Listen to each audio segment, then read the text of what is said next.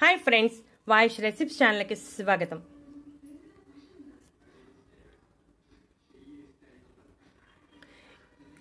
ఈరోజు మనం ఈ వీడియోలో రోగ నిరోధక శక్తి అంటే ఇమ్యూనిటీ పెరగటానికి ఒక మంచి పౌడర్ గురించి తెలుసుకుందాం। ఈ పౌడర్ చాలా ఎఫెక్టివ్గా పనిచేస్తుంది। ప్రస్తుతం ఉన్న పరిస్థితుల్లో మన శరీరంలో రోగ నిరోధక శక్తి ఎక్కువగా ఉండాల్సిన అవసరం ఉంది। ఈ డ్రింక్ తాగితే శరీరంలో రోగనిరోధక శక్తి బాగా పెరుగుతుంది। ఈ పౌడర్ని తయారు చేసుకోవడం చాలా ఈజీ, కాకపోతే కాస్త ఓపికగా చేసుకుంటే సరిపోతుంది। మనం ఉపయోగించిన ఇంగ్రీడియంట్స్ అన్ని మనకి ఇంటిలో సులభంగా అందుబాటులో ఉండేయే। శరీరంలో వ్యాధి నిరోధక శక్తి తగ్గిందంటే దగ్గు, జలుబు, గొంతు ఇన్ఫెక్షన్, జ్వరం వంటివి వచ్చేస్తూ ఉంటాయి। వాటితో పాటు ఒంటి నొప్పులు కూడా వస్తూ ఉంటాయి। వాటిని తగ్గించుకోవాలి అంటే మనం సహజ సిద్ధంగా ఇంట్లోనే తగ్గించుకోవచ్చు। సమస్య చిన్నగా ఉన్నప్పుడు మనం ఇంటి చిట్కాల ద్వారా సమస్య పరిష్కారానికి ప్రయత్నం చేయాలి। దీనికోసం మనం పుల్ మకానా తీసుకుంటున్నాం।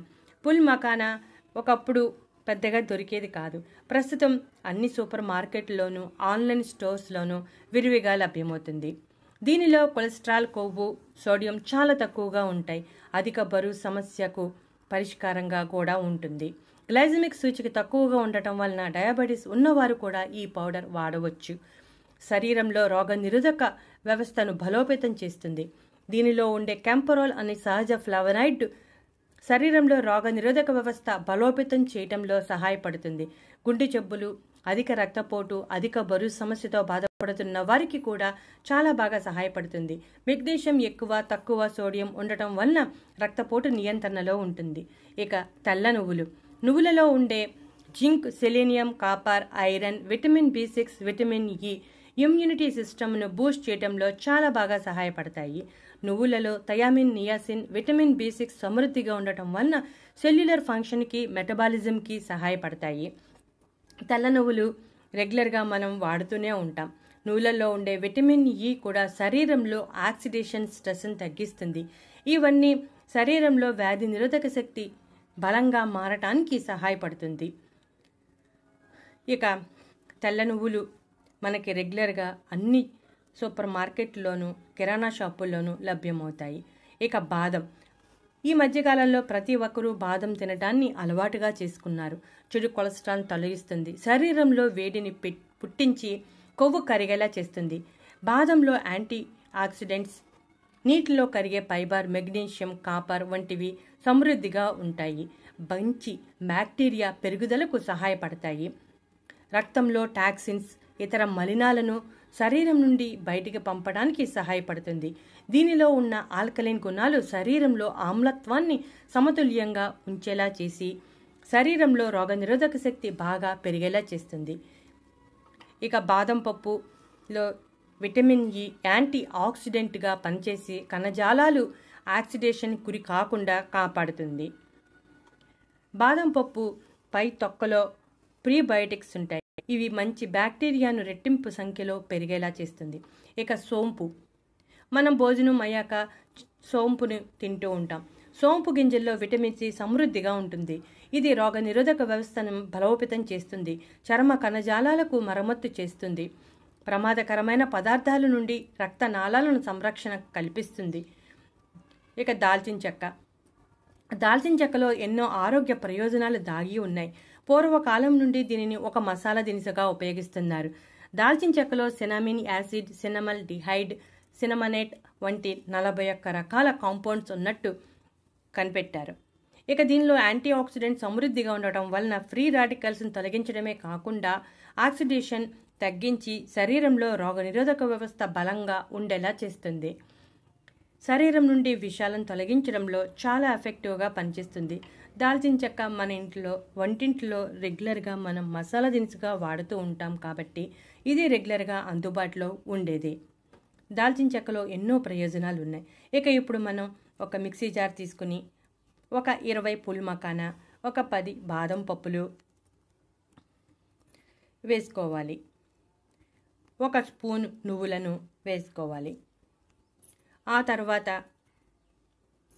అర స్పూన్ సోంపు వేసుకోవాలి। ఇక చివరగా దాల్చిన చెక్క చిన్న చిన్న ముక్కలు 3 వేసుకుని మిక్సీలో మెత్తని పౌడర్గా తయారు చేసుకోవాలి। ఇప్పుడు చెప్పిన క్వాంటిటీ డబల్ త్రిబుల్ చేసుకుని ఎక్కువగా పౌడర్ తయారు చేసుకుని నిల్వ చేసుకోవచ్చు. ఈ పౌడర్ చాలా ఎఫెక్టివ్గా పనిచేస్తుంది. ఈ పౌడర్ని మనం పాలల్లో కలుపుకొని తాగవచ్చు. ఈ పౌడర్ని తయారు చేసుకోవడం చాలా ఈజీ. ఒకసారి తయారు చేసుకుంటే దాదాపుగా 20 రోజుల పాటు నిల్వ చేసుకోవచ్చు. ఈ పౌడర్లో మనం ఉపయోగించిన పదార్థాలు అన్నీ సహజ సిద్ధమైనవే కాబట్టి ఎటువంటి సైడ్ ఎఫెక్ట్స్ లేకుండా మనం శరీరంలో రోగనిరోధక వ్యవస్థను బలోపేతం చేసుకోవచ్చు.